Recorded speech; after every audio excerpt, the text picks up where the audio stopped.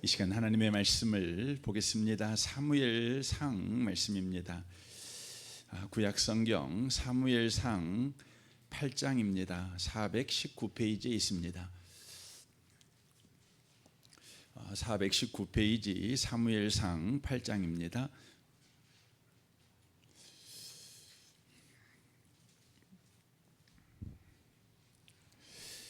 8장 10절에서 22절까지 기록된 말씀을 보겠습니다. 사무엘상 8장 10절에서 22절까지입니다.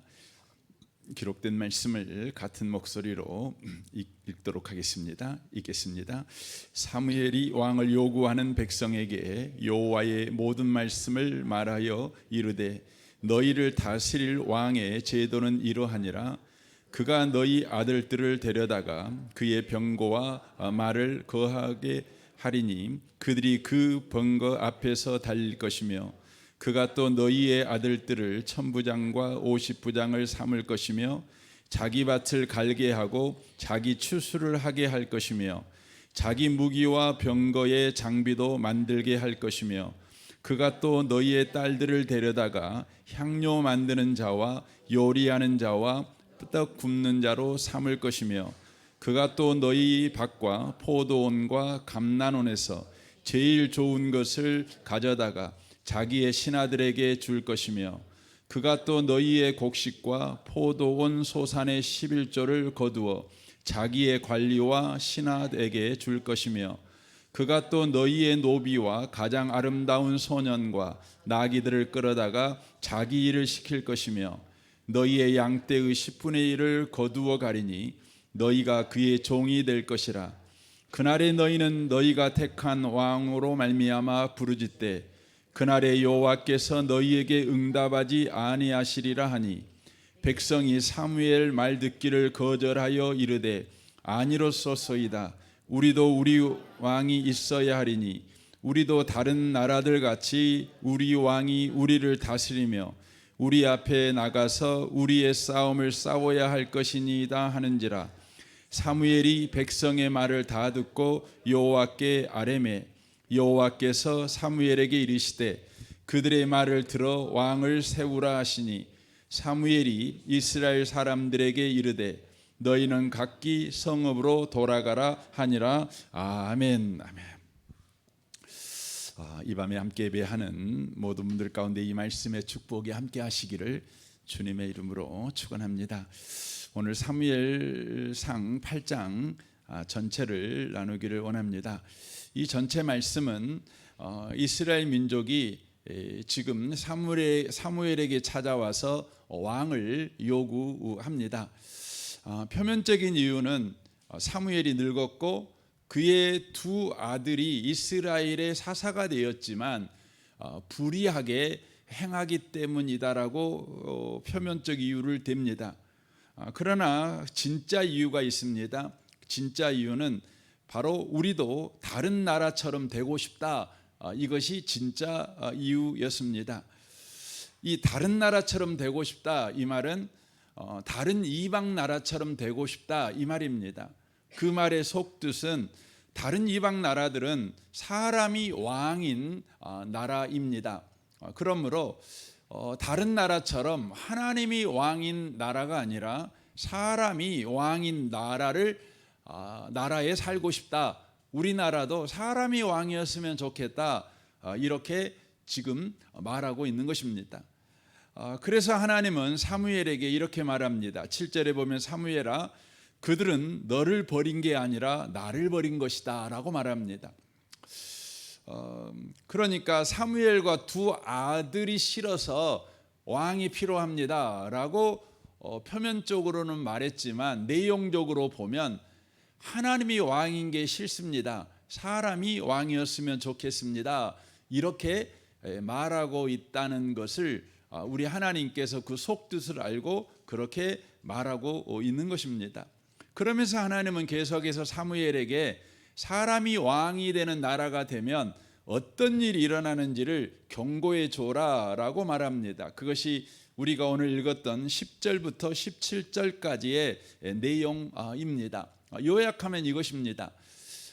젊은 남자들은 전쟁에 동원될 것이고 젊은 여자들은 왕궁에서 왕을 위해서 봉사하게 될 것이다.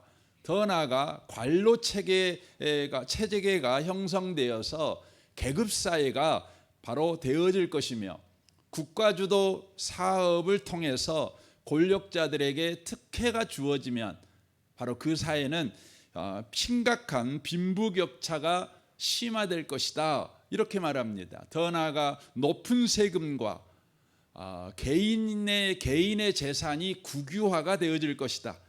결국 자유민이 아닌 왕의 노예가 될 것이다. 이렇게 바로 사무엘에게 이스라엘 민족에게 말해주게 하는 것입니다. 진짜 사실적으로 현 국가에도 동일하게 나타나고 있는 현상들인 것을 우리가 알 수가 있습니다. 이것을 우리가 좀 더 부드럽게 우리가 이야기를 우리가 할 수도 있지만 지금 성경이 말한 그대로 지금 말씀드리면 그렇다는 것입니다. 이 말을 들었을 때 이스라엘 백성들이 정말 그럽니까? 그러면 안 되겠네요. 우리 사람이 왕인 나라를 구하지 않습니다. 여전하게 하나님이 왕인 나라가 우리나라가 되었으면 좋겠습니다. 이렇게 그들이 반응하면 얼마나 좋습니까?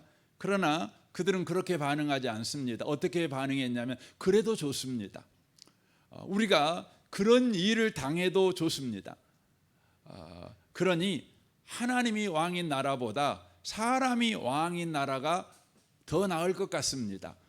이렇게 그들이 말하고 있는 것입니다. 꼭 에덴 동산에서 일어난 반역 사건을 바로 보는 것 같습니다. 하나님은 사람에게 말을 했지요. 선악을 알게 하는 나무의 가시를 따먹으면 반드시 죽는다. 이렇게 말을 했습니다. 이 선악을 알게 하는 나무는 경계를 가르치는 것입니다. 그러니까 물고기는 물속에 살아야지요. 물이라고 하는 것은 물고기에게 생명과 죽음의 경계선입니다. 별에게 있어서 하늘은 사냐 죽느냐의 경계선이죠. 하늘에 있다면 그는 빛나는 별이 될 거지만 하늘을 떠나버리면 그는 별똥이 되는 것입니다. 그렇죠. 여러분 나무도 마찬가지입니다. 나무의 경계는 흙입니다. 흙을 떠난 나무는 여러분 목재가 되는 것입니다. 이와 같이 선악을 알게 하는 나무의 가시를 따먹지 말라는 하나님의 말씀을 어기는 것은 하나님을 떠나는 것입니다. 너 하나님 떠나면 반드시 죽어. 이렇게 하나님께서 말씀하신 것입니다. 이스라엘 민족에게 사람이 왕인 나라에 살면 너희들은 반드시 종노릇 할 거야. 너희들은 그 왕 때문에 괴로워 가지고 하나님 앞에 나아가 제발 좀 살려주세요 하고 하나님 앞에 구원을 너희들은 요청하는 지경에 이르게 될 거야 라고 말씀하셨지요. 근데 에덴 동산에서도 여러분 인간은 어떻게 했어요? 죽어도 좋으니 한번 떠나서 우리가 왕인 인생을 한번 살고 싶습니다. 그런 겁니다. 죽어도 좋다 이겁니다. 우리가 왕인 세상을 한번 살고 싶다는 겁니다. 우리가 노예가 돼도 괜찮다는 것이죠. 사람이 왕인 나라에 바로 살고 싶다는 것입니다. 에덴 동산부터 시작된 인간의 고집, 하나님 없이 살고 싶다. 이것이 지금 현 세상에도 똑같지요. 요즘 젊은 아이들의 마음에요. 하나님 없이 살고 싶다. 이것이 꽉 들어차 있습니다.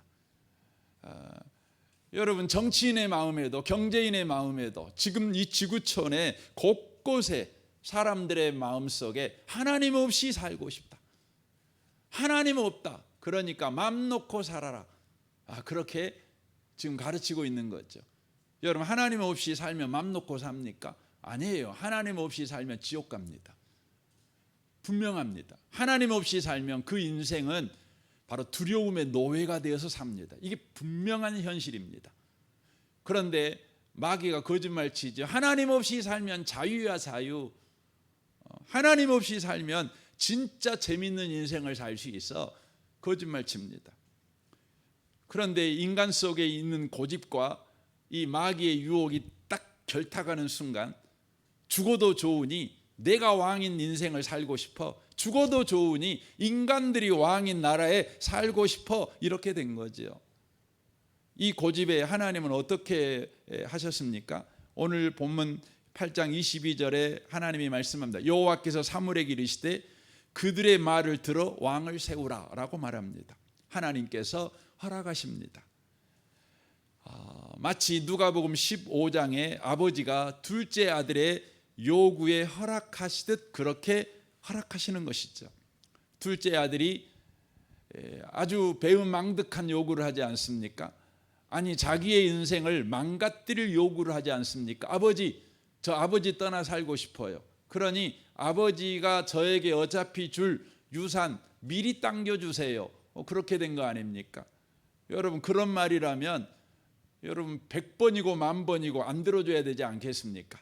아버지라면 뻔히 자식이 그 길을 가면 망할 줄 아는데, 그런데 누가복음 15장의 아버지는 허락하십니다.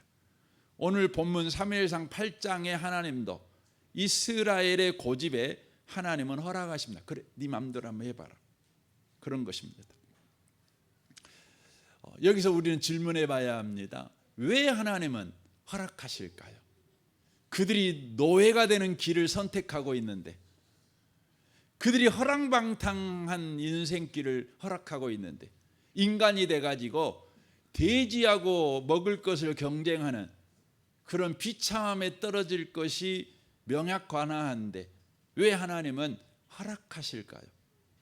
그 이유는 딱 하나가 있어요. 무엇입니까? 하나님이 우리를 사랑하기 때문입니다. 이게 참 어렵습니다. 사랑하면 막아야죠. 근데 사랑하기 때문에 주님이 허락하십니다. 왜냐하면 주님의 사랑은 바로 강요하지 않습니다.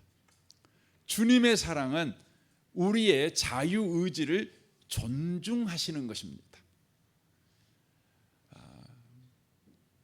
그래서 하나님은 우리를 사랑하는데 그 사랑이 얼마나 크시든지 하나님을 거부할 자유의지까지 주신 사랑입니다. 하나님을 거역하고 하나님을 거부하고 하나님께 반역하고 하나님을 대적하는 바로 자유의지까지 주신 사랑, 그것이 하나님의 사랑이라는 것입니다. 이 사랑이 통 이해가 되지 않습니다. 우리는 사랑하니까 우리 사랑하는 이들이 나쁜 길로 가지 못하도록 두 팔 벌려서 막지요. 나 죽이고 가, 내 눈에 흙이 들어가기 전에는 안 돼, 우리는 그러지 않습니까? 근데 하나님은 내가 너 사랑하니까 너 그 길 가, 그러는 겁니다. 그렇게 해놓고 하나님은 어떻게 해요? 하나님은 오래 참습니다. 여러분, 오래 참는 게 뭐예요? 사랑이에요. 사랑. 그래서 사랑의 첫 시작이 뭡니까? 사랑은 오래 참고예요. 여러분, 자유의지를 줘버리면 여러분, 상대 우리한테는 어떤 게 생겨요? 하나님에게 어떤 게 생겨요? 상처가 생기는 겁니다. 고통이 생기는 겁니다. 여러분, 하나님을 거부하는 자유의지를 그에게 줘버려요. 하나님을 거역하는 자유의지를 그에게 줘버리면 여러분, 하나님이 얼마나 그것 때문에 고통스럽겠습니까? 그래서 이 오래 참음이라는 이 단어가 그냥 끙하고 참는다, 그 말이 아니에요. 와신 상담이 아니야. 복수를 꿈꾸며 네가 그 길을 가냐? 내가 언젠가는 너 봐버릴 거야. 그것이 오래 참는 게 아니죠. 오래 참는다는 건 성경에 사랑이라고 표현되어 있는 거죠. 그가 내게 준 고통을 참는 거예요. 그것을 복수로 표출하지 않는 것입니다. 참아내는 것입니다. 그래서 고린도전서 13장에서 사랑을 마지막으로 뭐라고 정의합니까? 모든 것을 참으며 모든 것을 믿으며 모든 것을 바라며 모든 것을 견딘다. 그러니까 하나님은 나를 사랑하셔서 내가 하나님을 거역하고 하나님을 떠나는 것까지 허락하는 자유의지를 존중해 주는 것입니다. 그래서 하나님은 그것 때문에 참습니다. 모든 걸 참습니다. 견딥니다. 우리에게 자유의지를 주셔서 하나님을 거부해 버리는 우리 때문에 하나님이 견디시는데, 그 하나님의 견디심이 구체적으로 드러난 현장이 어디입니까? 바로 십자가입니다. 그래서 이사야 53장 7절에 주님이 십자가에서 어떻게 견디셨는가? 사랑하기 때문에, 사랑하는 이에 하나님을 거역하는 그 자유의지를 바로 부정하지 않고 뺏지 않기 위해서, 여전히 그 자유의지를 그에게 존중하기 위해서 주님이 십자가에서 하시는 견디는 사랑이 뭡니까? 7절 보십시오. 그가 곤욕을 당하여 괴로울 때에도 그의 입을 열지 아니하였으며, 마치 도수장으로 끌려가는 어린 양과 털 깎는 자 앞에서 잠잠한 양같이 그의 입을 열지 아니하였도다. 우리가 주일날도 이 본문 말씀을 같이 나눴죠. 몰상식하고 무례하고 무모하고 무자비한 이 죄인들이, 그래서 여러분 하나님을 반역할 때 어떻게 반역하죠? 여러분 주님에게 그냥 뺨을 때리고 침을 뱉고 그 머리에 가시관을 씌우는 거 아닙니까? 양손을 벌려 못을 그냥 박아버리는 거죠. 그리고 발에다가 못을 박아버리는 것이죠. 그리고는 높이 세워버리는 겁니다. 해골이라고 하는 그 골고다, 죽음의 그 언덕 위에다가 높이 세워버리는 것이죠. 죄인들이 그렇게 무자비하게 자유의지를 사용해서 하나님을 거역합니다. 하나님에게 온수짓을 합니다. 그때 주님이 어떻게 합니까? 어떻게 견디십니까? 논쟁하지 않습니다. 변명도 하지 않고 핑계도 대지 않습니다. 다만 침묵하십니다. 그리고요, 그들을 위해 하나님의 어린 양으로서 죽습니다. 우리가 주일날 이 부분을 살펴볼 때 지금 이리처럼 주님을 물어뜯는 이 죄인들을 향해 우리 주님께서 이리가 돼갖고 그냥 한판 뜨는 것이 아니라 이리가 물어뜯을 때 여전히 양으로 죽었다는 겁니다. 이게 오래 견디심입니다. 이 방식이 세상에서 보기에는 무기력하게 보입니다. 아니 이건 악을 방치하는 것 아니야, 이렇게 해서는 세상을 못 바꿔, 이렇게 사람들은 말합니다. 그러나 이게 하나님의 승리의 방식입니다. 아니 하나님이 우리를 사랑하시는 방식입니다. 우리를 구원하시는 방식입니다. 여러분, 그렇다면 언제까지 우리 하나님께서 견디는 이 사랑을 하실까요? 언제까지 견디실까요? 언제까지 오래 참으실까요? 누가복음 15장 17절에 보면 바로 집을 나간 그 탕자, 배은망덕한 그 탕자, 그에게 준 자유의지, 자유인, 그래서 그가 아들이잖아요. 노예가 아니잖아요. 아들이잖아요. 여전히 아들. 아버지에게 배은망덕하게 행할 때 너 아버지 아들 사표내, 너 호적에서 파버려, 이렇게 하지 않고요, 여전히 아들됨을 지켜주셨어요. 근데 그 아들이요, 어떤 일을 하게 됩니까? 17절에 보면 이에 스스로 돌이켜, 바로 자유의지를 사용해서 하나님을 거역하는데 자유의지를 썼던 자가 이제 아버지께 돌아오는 일에 자유의지를 쓰는 거죠. 그러니까 하나님이 언제까지 견디시는 거예요?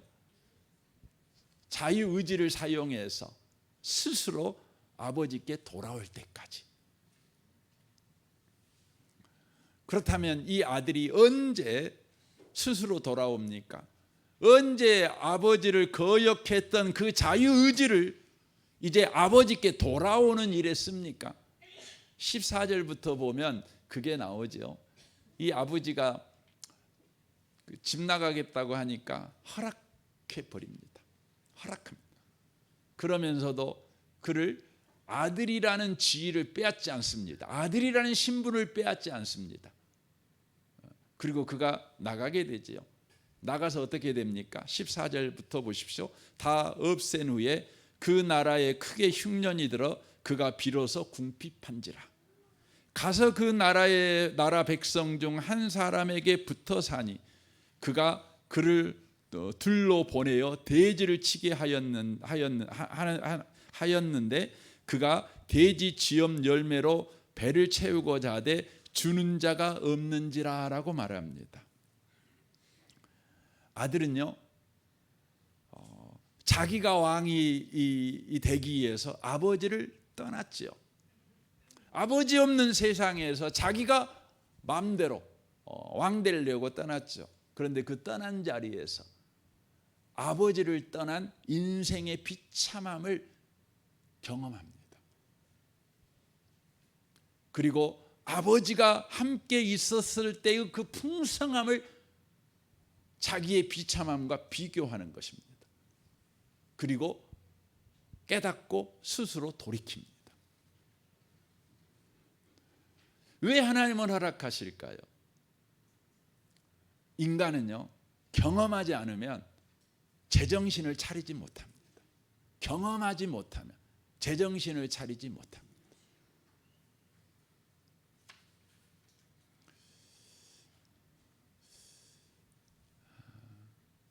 너무 중요하죠. 경험하지 않으면 제정신을 못 차려요.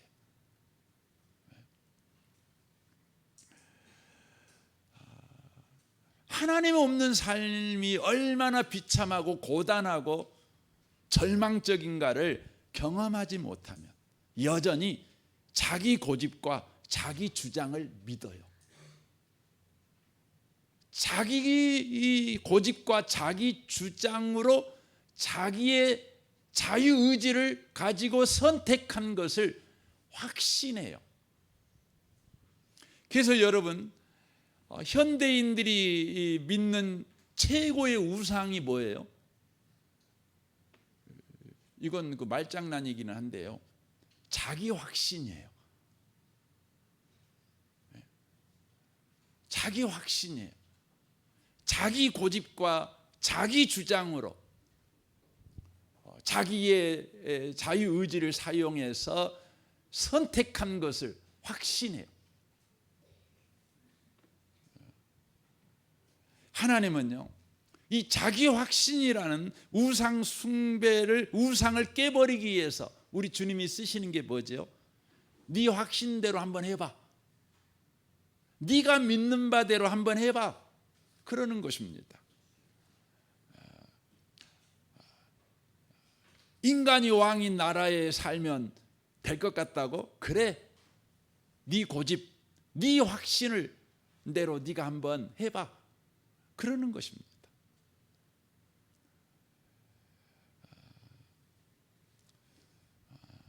그래서 여러분, 하나님께서요, 한번 해봐. 경험해봐. 그 목적이 뭐죠? 우리를 망하게 하기 위해서가 아니죠. 우리를 바로 스스로 깨닫고 돌이키게 하기 위해서. 경험해봐. 한번 경험해봐. 이러시는 것입니다. 그래서 로마서 1장을 보면요, 하나님께서 그럼 네 확신대로 한번 살아봐. 이게 뭐지요? 하나님의 진노라고 기록되어 있어요. 로마서 1장 29절입니다.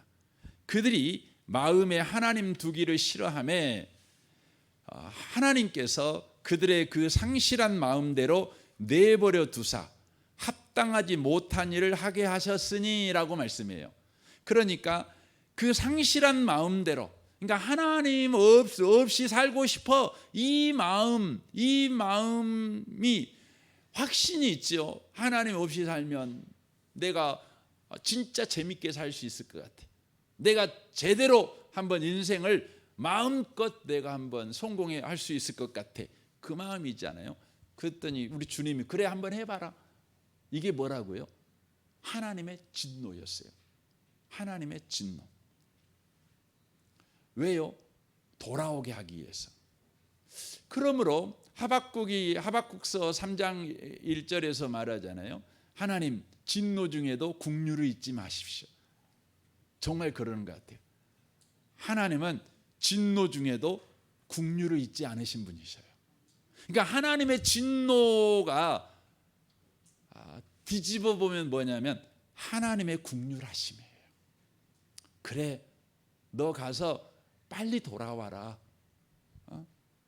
너 가서 많은 고생을 하겠지.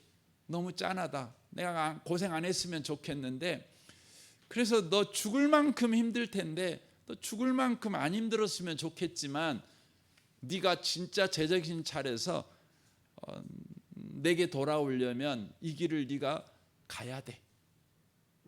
내가 너 보호 안 할 거야. 내가 네 길 안 막을 거야. 그래, 한번 네 마음대로 한번 살아봐. 바로 하나님의 긍휼이라고 하는 것입니다. 사무엘상 이제 9장 이후부터 보면 이스라엘 백성들의 요구대로 왕이 세워집니다. 왕정 시대가 그렇게 시작이 됩니다. 그러니까 이스라엘은 하나님이 왕이었던 나라였는데 이제 사람이 왕인 나라가 시작이 되는 거죠. 첫 번째 왕으로 사울이, 그 다음에 다윗이, 그리고 솔로몬 차례로 왕이 세워집니다. 어떻게 됩니까? 처음에는 잘하는 듯 보입니다. 그러나 3대째인 솔로몬부터 타락하기 시작합니다. 그 왕들은 말할 것도 없습니다. 왕국은 남북으로 분열되고 결국 바벨론에 의해서 나라가 망하고 그들은 바벨론 포로로 끌려가게 됩니다. 인간이 왕인 나라가 결국 실패하게 됩니다. 그들은 하나님이 왕인 나라가 아니라 사람이 왕인 나라를 그렇게 열망했지만 우리 주님이 그 나라에 살게 하실 때 그들은 하나님이 왕인 나라와 사람이 왕인 나라를 그들은 경험하게 됩니다. 그래서 어떻게 해요? 그들은 바벨론 포로로 끌려가서 거기서 신앙 부흥 운동을 일으키는 겁니다. 우리가 말씀으로 돌아가야 돼. 이 운동이 바로 일어나게 되는 것입니다. 그래서 여러분 로마서 12장 우리가 12장 말씀을 보면 이렇게 돼 있죠. 너희는 이 세대를 본받지 말고 오직 마음을 새롭게 함으로 변화를 받아 하나님의 선하시고 기뻐하시고 온전하신 뜻이 무엇인지 분별하도록 하라라고 되어 있습니다. 이 말씀은 어떤 뜻이냐면요, 저와 여러분에게 하나님 없는 삶과 하나님이 함께하는 삶의 차이가 무엇인가를 분별해서 인생을 살아가라라는 의미예요. 그러니까 여러분과 제가 그냥 오늘 또 하나님 뜻대로 살고 싶어요 해서 하나님의 뜻을 여러분이 알고 살아가는 자가 되어지는 걸 의미하는 것이 아니라 저와 여러분이 하나님 없는 삶과 하나님이 함께하는 삶의 그 차이를 분별할 줄 알아야 돼요. 그 차이를. 근데 여러분 어떻게 분별해야 돼요? 인간은요, 경험하지 않는 이상은 분별을 못합니다. 분별을 못합니다. 우리가 성경을 많이 배워서 분별할 수 있는 것이 아니죠. 성경 공부를 많이 해서 성경을 많이 하는 것은 마치 여러분 고등학교에서 학교에서 1등 나는 애와 똑같은 거죠. 학교에서 1등 나는 애가 학교 다닐 때는 굉장히 우등생이지만 그 아이가 세상에 나가 살면 여전히 우등생일까요? 그렇지는 않죠. 여러분 학교 생활할 때하고 세상에 살아갈 때는 전혀 다른 겁니다. 학교 공부 열심히 해야 되겠죠. 그러나 세상에 들어와서는 또 세상 경험이 또 필요한 것입니다. 경험해야 되는 거죠. 그래서 여러분 경험이 굉장히 중요합니다. 하나님은 저와 여러분을 계속해서 경험시켜요. 그런데 여러분과 저의 경험은 언제나 어떤 분별력을 가진 경험이 돼야 되냐면 바로 하나님 없는 삶과 하나님이 함께하는 삶의 차이가 무엇인가를 분별할 줄 아는 지혜를 갖는 바로 경험이 되셔야 된다는 것입니다. 이걸 지금 로마서 12장에서는 우리에게 주문하고 있는 겁니다. 그리하게 될 때 저와 여러분이 어떻게 되는 겁니까? 우리 몸을 하나님이 기뻐하는 거룩한 산 제물로 드릴 수 있어요. 저와 여러분이 살아가는 예배자, 우리가 가정에 있든지 직장에 있든지 하나님 없음의 인생을 추구하지 아니하고 하나님이 함께하는 인생에 대한 경배와 찬양을 드리는 삶을 저와 여러분이 살아낼 수 있다고 하는 것입니다. 근데 여기서 우리가 질문해 봐야 될 것이 있어요. 이스라엘 민족이요, 지금 사람이 왕인 나라를 구했잖아요. 그래서 그 길을 간 것이 이제 우리가 소위 들고 있는 사무엘상 9장 이하부터 역대상하까지 이야기입니다. 그런데 그들이 사람이 왕인 나라를 갔으면 좋겠습니다, 이렇게 요구했던 이유가 있었는데, 그 이유가 뭐였냐면 그들은 사사시대를 경험했던 사람들입니다. 여러분, 사사시대가 어떤 시대입니까? 사사시대는 하나님이 왕인 시대예요. 근데요, 그들은 400년 동안, 사사시대는 약 400년 정도 됩니다. 400년 동안 하나님이 왕인 시대를 살아봤어요. 살아봤는데 별 볼 일 없는 거예요. 별 볼 일 없는 거예요. 우리가 하나님의 왕인 그 정치 체계를 우리는 신정 체제라고 이야기합니다. 신정 체제라고 이야기를 합니다. 현 지구상에 있는 국가 중에 신정 체제로 나라를 다스리고 있는 나라가 딱 하나 있어요. 어딘지 아십니까? 이란입니다.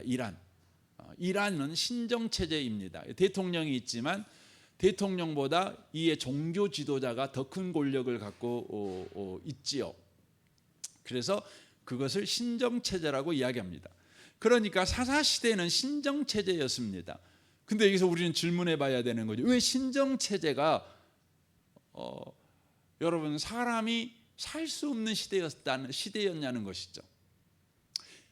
이걸 이해하려면 우리 인류 역사 속에 또 한 번의 신정체제가 있었던 시대가 있었습니다. 그 시대가 언제입니까? 중세 유럽입니다. 중세 유럽은 서도마 제국이 멸망한 476년 이후부터 517년 종교개혁이 일어날 때까지를 우리는 중세라고 그래요. 그러니까 470년 이전을 우리는 고대 시대라고 그러고 476년 이후를 우리는 중세 시대라고 이야기를 합니다. 근데 그 중세 1000년 동안 유럽은 어떤 체제였냐면 신정 체제였습니다. 바로 종교 권력이 세속 권력을 지배하는 시대, 바로 교황이 세속 왕들을 바로 지배했던 시대였습니다. 그러면 여러분, 교황, 소위 바로 하나님의 사람이 세상을 다스려요. 그러면 세상이 좋아야 되잖아요. 근데 그렇지 않았습니다. 중세 1000년은요, 하나님의 이름을 빙자한 인간들의 욕망의 시대였습니다. 교회는 권력 강화를 위해서 하나님의 이름을 동원해 갖고 십자군 전쟁을 자그만치 200년 동안이나 일으켰던 시대입니다. 더 큰 성당을 짓기 위해서 면죄부를 발행했습니다. 교황은 더 큰 권력을 추구했습니다. 그래서 어느 지경까지 갔냐면 성경조차 금서로 정했습니다. 여러분 참 말이 안 되잖아요. 성경이 금서였어요. 금서. 못 읽어. 성경 함부로 읽었다가는 여러분 화형당해 죽었습니다. 이게 중세 시대예요. 여러분, 기도도 아무나 하면 안 됐어요. 기도는 반드시 신부를 통해서만 해야만 했어요. 혼자 기도하다가 여러분 집에서 기도하다 걸리면 마녀 취급을 받아서 마녀 사냥당해 갖고 여러분 죽은 것입니다. 모든 자유를 억압했습니다. 학문하는 자유도 억압했고, 심지어 생각하는 자유, 말하는 자유, 모이는 자유, 그러니까 이건 가장 인간에게 기본적인 자유 아닙니까? 그 기본권마저 빼앗아 버리는 시대였습니다. 왜 이랬을까요? 그 이유는 바로 권력을 잡은 자들이 바로 죄인이었기 때문에 그렇습니다. 여러분과 제가 놓치시면 안 돼요. 이 땅은요, 하나님을 왕으로 세우는, 왕으로 섬기는 나라이든지 인간을 왕으로 세운 나라이든지, 여러분, 이 땅에, 즉 아담으로 인하여 죄로 문드러진 이 세상, 바로 죄인으로 태어나는 이 세상의 인간들이 존재하는 한, 하나님이 왕인 나라든지 여러분 인간이 왕인 나라든지 그 나라들은 다 여러분 살 수 없는 나라라는 걸 아셔야 돼요. 그래서 여러분과 제가 제발 이런 기도하지 마세요. 대한민국이 성시화되게 해주십시오, 이런 기도하지 마세요. 대한민국이 하나님만 믿는 나라가 되게 해주세요, 뭐 하나님만 섬기는 나라가 되게, 이런 거 하지 마세요. 여러분 그러면 어떻게 돼요? 이 나라가 국교가 기독교가 되는 그 순간 여러분 어떻게 돼요? 우리나라가 좋겠습니까? 목사만 좋아요. 저는 좋아요. 여러분 예수 믿는 사람들은 좋아요. 근데 예수 안 믿는 사람은 어떻게 돼요? 여러분 그런 사람들은 모두 다요, 신앙이 없어도 믿는 척하고 교회 다녀요. 진짜 하나님의 말씀을 들을 기회를 놓쳐버려요. 여러분 데오도시우스가 370년에 데살로니가에서 칙령을 발행했어요. 이제부터 로마는 국교가 기독교다, 그런 거예요. 하루아침에. 그러니까 어떻게 됐어요? 그때부터 기독교는 타락했어요.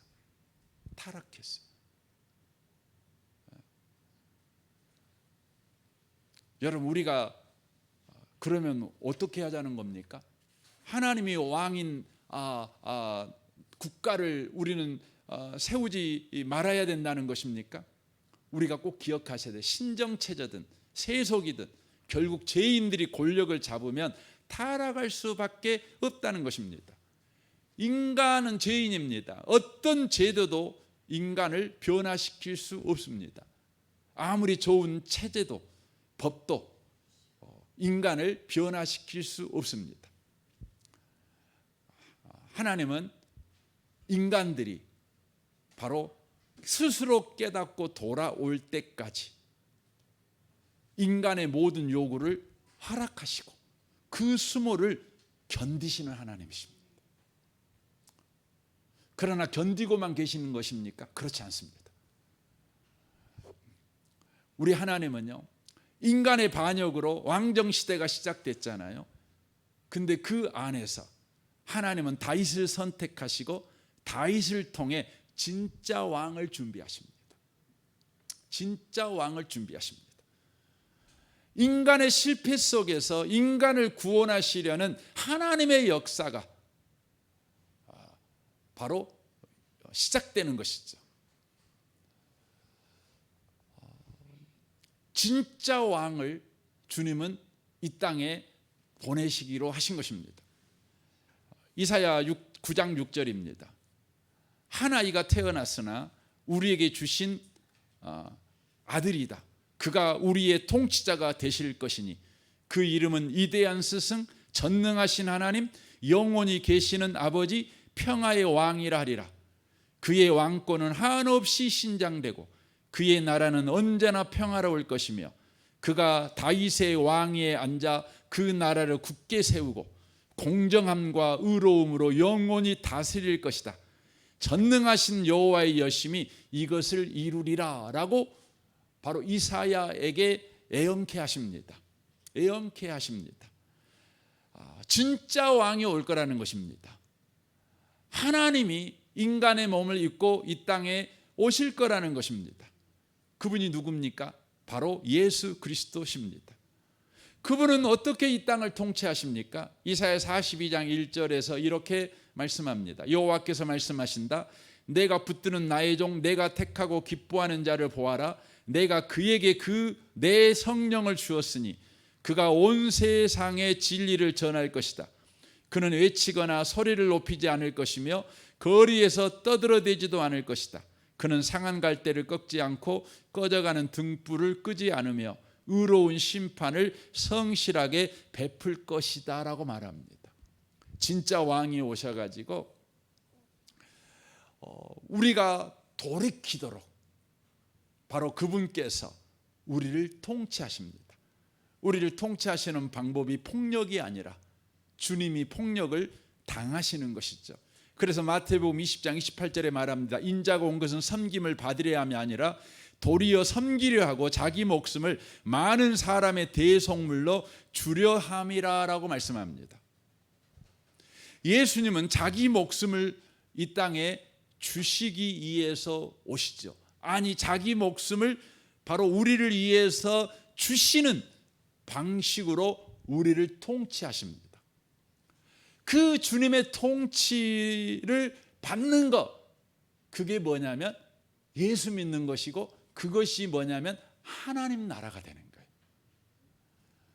여러분, 세상 나라가 기독교 국가가 되기를 소망하지 마십시오. 여러분이 하나님 나라가 되기를 소망하십시오. 그것은 참된 왕이신 예수님의 통치를 받는 겁니다. 예수님은 어떻게 우리를 통치합니까? 바로 우리를 위해 바로 자기 목숨을 대속물로 주심으로 우리를 통치하십니다. 그러므로 주님의 통치를 받는다는 것은 바로 주님의 사랑이 나를 구원하셨습니다. 주님의 은혜가 나를 구원하셨습니다. 이것을 온전하게 받아들이는 거예요. 그래서 예수가 우리의 구원자십니다. 받아들이는 거죠. 그때 어떤 일이 벌어집니까? 이 세상 나라 속에 하나님의 나라가 바로 세워지는 거예요. 저와 여러분이 하나님의 나라가 되는 거예요. 중요합니다. 그래서 로마서 10장 6절은 이렇게 말씀합니다. 믿음으로 말미암은 은혜 이같이 말하되 내 마음에 누가 하늘에 올라가겠느냐 하지 말라. 하니 올라가겠느냐 하면 그리스도를 모셔 내리려는 것이요, 혹은 누가 무저갱에 내려가겠느냐 하지 말라. 하니 내려가겠느냐 하면 그리스도를 죽은 자 가운데서 모셔 올리려는 것이라. 그러면 무엇을 말하느냐? 말씀이 내게 가까워 내 입에 있으며 내 마음에 있다 하였으니 곧 우리가 전파하는 믿음의 말씀이라. 내가 만일 내 입으로 예수를 주로 시인하며 또 하나님께서 그를 죽은 자 가운데서 살리신 것을 내 마음에 믿으면 구원을 받으리라 라고 말씀합니다. 여러분, 하나님 나라에 저와 여러분이 속한 구원받은 하나님의 백성이 되는 방식은 저와 여러분이 죽어갖고 하늘나라에 그냥 올라가면 되는 게 아닙니다. 저와 여러분이 그냥 땅속 깊이 들어가갖고 그냥 죽어있는 예수님을 그냥 살려내면 되는 게 아닙니다. 어떻게 하면 되냐면 예수님은 이미 하늘나라에서 우리를 다스리고 계십니다. 예수님은 이미 사망 권세를 이기시고 부활하신 분이십니다. 그분이 바로 우리의 주님이시다고 저와 여러분이 고백하는 것입니다. 예수가 나의 주님이십니다. 예수가 나를 위해 십자가에서 피 흘리셨고, 그분은 사망을 이기셨고 지금 하나님 우편에 앉으셔서 바로 이 세상을 통치하고 계십니다 라고 저와 여러분이 받아들일 때 그 주님의 통치가 내게 임하는 것입니다. 그래서 내가 하나님 나라가 되는 것입니다. 우리가 하나님의 나라가 되었을 때 여러분, 세상은 하나님의 나라를 보는 겁니다. 하나님의 나라를 보는 겁니다. 그러므로 말미암아 바로 세상이 죽게 돌아오는 것입니다. 결론적으로 말씀을 드리기를 원합니다. 사랑하는 성도 여러분, 우리 주님은요, 저와 여러분이 돌아오기를 원해요. 돌아오기를 원해요. 경험하기를 원합니다. 바로 예수만 우리의 주님이다. 예수 없는 삶은 안 된다. 바로 그걸 경험하게 하기를 원하십니다. 그래서 여러분과 저의 입술이 예수가 나의 주님이십니다. 주 외에는 내게 구원자가 없습니다. 그렇게 고백할 때 바로 우리가 하나님 나라가 되는 복을 주님은 주시길 원하십니다. 이 땅에 필요한 건요, 여러분, 국가가 이 대한민국이 기독교 국가가 되는 것이 필요한 것이 아니라 저와 여러분이 하나님 나라로 가정에서 직장에서 살아가는 게 필요합니다. 이게 필요합니다. 주님은 그 방법으로 오늘도 한 영혼을 주께 돌아오게 하기를 원하십니다. 중요합니다. 여러분, 우리나라가 기독교 국가가 되면 더 예수 믿는 사람이 많아질 거라고요? 아니에요. 교회 다니는 사람은 많아도 예수 믿는 사람은 점점 줄어들 겁니다. 그래서 중세 때는 어느 정도였냐면요, 교황이 예수를 안 믿었어요. 교황이. 사제들이 성경을 몰라요. 다 사기꾼들이에요. 도둑놈들이에요. 가만히 있어도 월급 나오고 가만히 있어도 사람들이 높여줘요. 국교가 되니까. 여러분, 그럴 수 없는 거예요. 여러분, 구원은요, 십자가의 방법으로만 구원이 일어나요.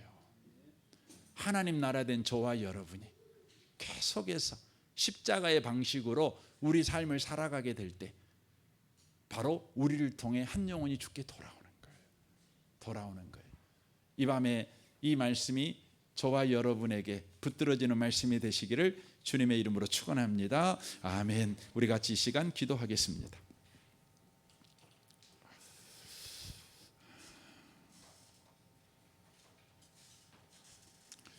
우리가 고집을 피울 때에 주님은 언제나 허락하십니다. 그래, 그렇게 하면 살아봐, 그러십니다. 그건 우리를 버리심이 아니라 우리를 돌아오게 하시기 위해서입니다. 하나님 없는 삶과 예수 안에 있는 삶이 어떤 것인가를 바로 알게 하기 위해서입니다. 예수가 나의 주님이십니다. 나의 하나님이십니다. 그렇게 고백하는 자마다 하나님의 나라가 됩니다. 이 땅에 필요한 것은 하나님의 나라된 성도의 삶이 필요합니다. 국가가 기독교 국가가 되는 것이 필요한 것이 아닙니다.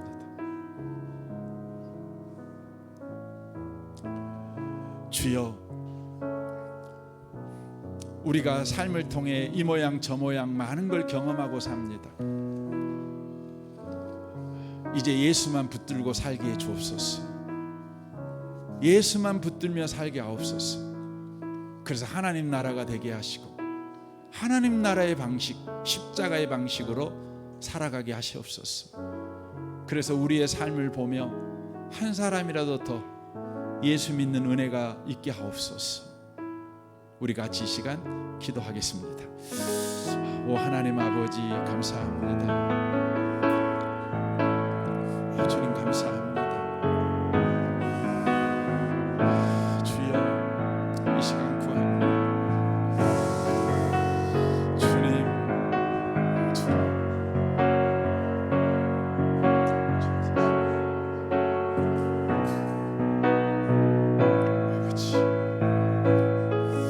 아버지,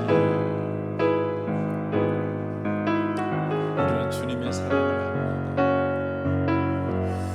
주님이 우리를 사랑하셨어. 우리가 돌아오기를 원하셨어. 우리가 진실로 주님을 사랑하기를 원하였어. 온 마음 다해 사랑하기를 원하셨어. 주님은 우리를 내버려 두십니다. 주님. 하나님 아버지, 주님은 우리를 사랑하십니다. 우리를 얼마나 사랑하시는지.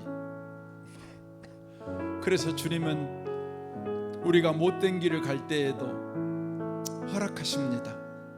그리고 주님은 고통을 받으십니다. 십자가에서 고통을 받으시는 주님을 우리는 봅니다. 우리의 자유의지를 빼앗지 않기 위해서 주님을 거역하고 주님을 반역하는 그 길을 걸어가라고 주님이 허락하신 까닭에 주님이 십자가의 고통을 당하십니다. 그렇게 주님이 하시는 이유는 바로 우리가 마음을 다하고 목숨을 다하고 힘을 다해서 하나님을 진실로 사랑하는 자를 만드시기 위함임을 우리는 압니다. 주님, 우리가 속히 주님을 마음을 다하고 뜻을 다하고 힘을 다하여 사랑하는 자 되게 해 주옵소서.